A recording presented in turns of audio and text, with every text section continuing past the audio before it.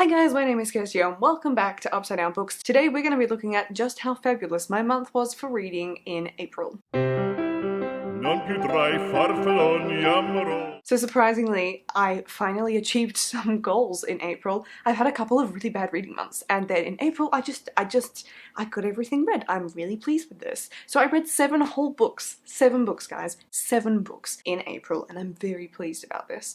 I also did my TBR jar for the first time, but for April it was just for my ARCs, my advanced reader copies, and in May I'm going to be trialing this with my full TBR, which you can see the video, which I'll link in a card above if you have not seen that yet. I have been doing a really good job with reaching some of my reading goals, in particular with ARCs, thanks to my TBR jar in particular last month, but on the whole I seem to be doing a pretty good job. However, I do feel that this month I did not do such a good job in reaching my goal of reading recommendations. Well, I did okay with recommendations, but I didn't read many books that I got given at Christmas, so I've still got a massive pile of books to get through from Christmas 2019, and I'm a little bit anxious because my birthday is coming up at the end of May, and usually I do receive some books for my birthday, and I like to have got through all of my Christmas ones, but spoiler alert, that is not going to happen this year. At the moment I have read 21 out of 95 books for the year. I almost said 50, but I'm like 10 books behind schedule. So despite a really good reading month, I need to read about 8 books per month, every month, for the whole year in order to hit 95 books, and because I have had a couple of months of only reading 3 or 4, it's a little bit beyond my capacity, I feel, to actually catch up at this point, but I think until probably like October, I will pretend that I can do it. I will just continue trying to aim for 95. So I'm not on track for my Goodreads reading goal, but I want to be, and I would love to try and somehow scramble back to the top. It is just a lifelong goal of mine to try and read 100 books, and 95 was meant to be my goal this year so that I could try for 100 next year, but life is hard. Okay, so let's just dive into the books that I read in April and discuss them, because I read a lot of really good reads. I started the month with one of my TBR jar picks, which was Dear Mrs. Bird by AJ Pierce. I have done a review of this one, which again I will link in a card above if you would like to see my thoughts. I thought that this was stunning. This was brilliant. I was really blown away by this. When I first picked it up, no, not when that, even before that, when I first received this book, like 2 years ago, I was anticipating this to be amazing. There's something about the premise of this just made it sound like it was something that was really up my alley, and it was. So this follows a girl called Emmy, and this book is set during World War II, during the Blitz in London, and she wants to become a war correspondent. That is her dream. She manages to land a new gig in what she thinks is going to be a journalistic sort of role, but it ends up being not quite everything it was advertised to be, and she's helping write a woman's magazine help column, and it's really entertaining, some of the stuff that comes through. But the problem that she has is her boss is very strict and very proper in what she will and won't accept. Nothing to do with broken marriages or sex or anything like that. That is all very taboo, so it has to be very sort of vanilla and boring, and Emmy breaks this rule, but without her boss knowing. So this whole story is sort of about her and her aspirations. It is looking at getting on and living during the Blitz and how difficult that was, and it looks at some of her relationships and friends, and it is a really beautiful book. It's got some fantastic moments, it's got some terribly tragic moments, and this was a 5-star read for me.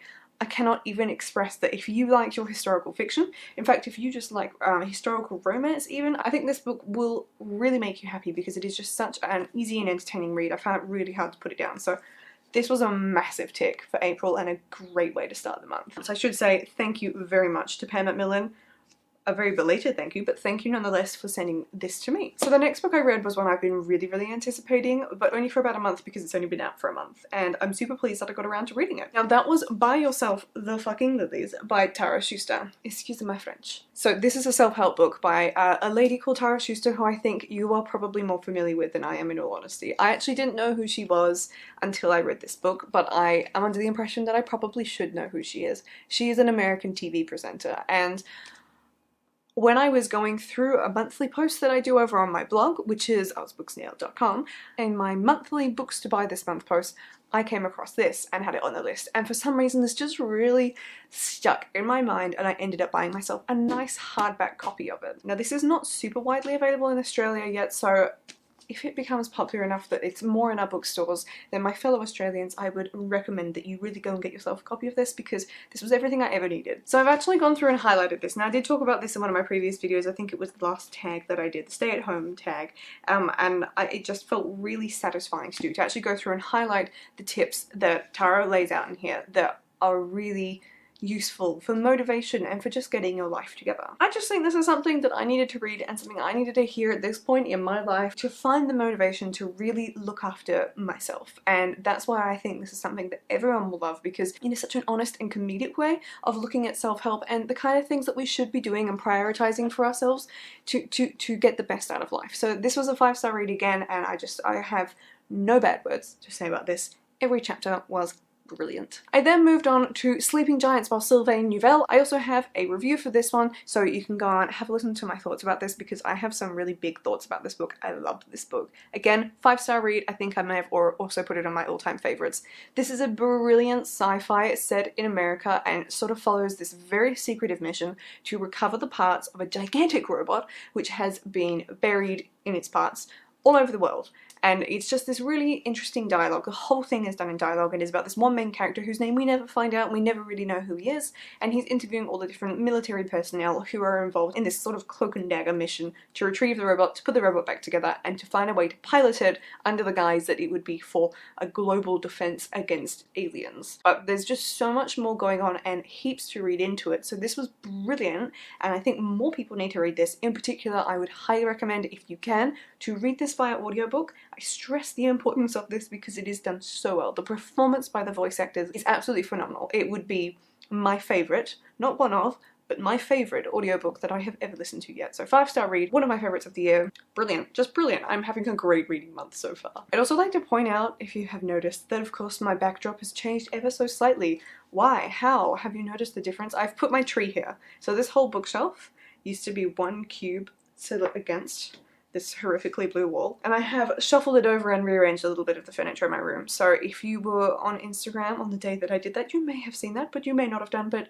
you know, that's why there's now a tree in the corner there. But moving on. The next book that I then read was another 5-star read, and that was Daughter of the Pirate King by Tricia Levenseller. I loved this. I've been sort of thinking about reading this one for such a long time, and I did a poll on Instagram and everybody wanted me to read this. Everybody chose this out of the other book I put this against, and so I thought, it is time. I shall read this book. And I'm so glad that I did. The main character in this is really strong, really sassy, and I just want to be her, and that is Alosa. And there is a really great slow burn romance that Levenseller really teases us with a guy called Raiden. And it's all about pirates, sirens, a heist to get gold and maps and treasure, and what more could you possibly want from a pirate book? This was brilliant.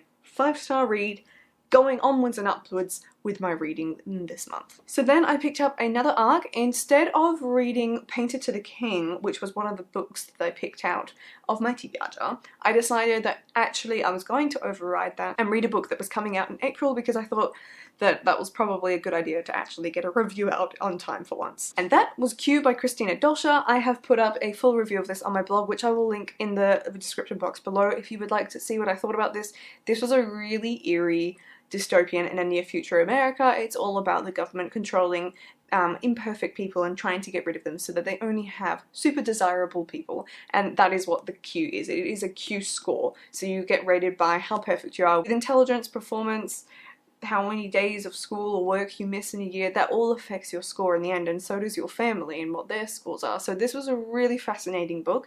I'm not going to dive into things into it. In fact, I actually forgot I also have a video review, so I'll put a card above if you want to have some more thoughts of mine on this book, because it is just brilliant and I was so addicted to it. I could not put this book down. So thank you so much to Harley Quinn for sending me this, because I really enjoyed it. I'd also like to say that this is not the finished cover, but I actually prefer it to what the finished cover is, so I'm really glad that I have this advanced copy. I then moved on to my next audiobook, which was Ayoade on Top, which is by Richard Ayoade. There was a bit of an impulsive buy because it went on sale on Audible when they had a little sale a while back, and it was only 4.5 hours long, so I thought that would be a really great book to listen to boost up my reading for the year. This was highly entertaining. It turns out that this is not quite just his memoirs. This is actually a 4.5 hour review of a film called View from the Top, which I have subsequently now watched, and it is totally hilarious but also totally trash. So his whole mission in this book is to completely rip this movie apart and analyze it in great detail and make it sound wonderful so that more people will read it.